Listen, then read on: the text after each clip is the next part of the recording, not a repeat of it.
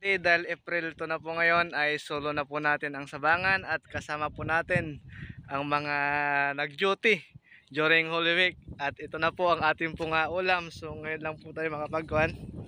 So kain na po. So meron po tayong tinono.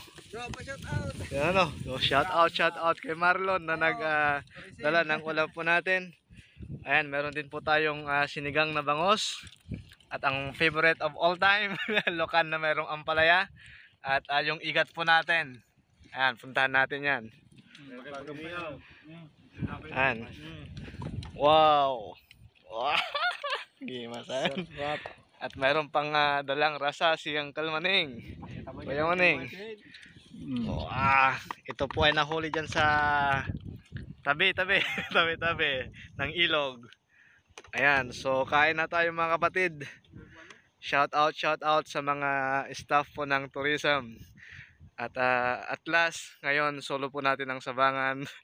At least makapagpahinga rin kahit konti. Pero naka-duty pa rin po kayo mga kapatid. Patuloy pa rin po sa paglilinis po dito sa ating pong mga paligid. Ayan. At kita naman po mga kapatid. Ayan, at malinis. Dan TV. Shout out. Ayan na. So, ayan mga kapatid. Kain na tayo. Let's go! Gimas apapal ni Kuya Ulan.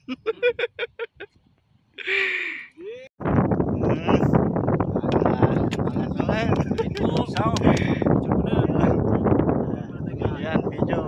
Daniel, tayo ka matao. So, mga kapatid, mga kapatid. Let's go.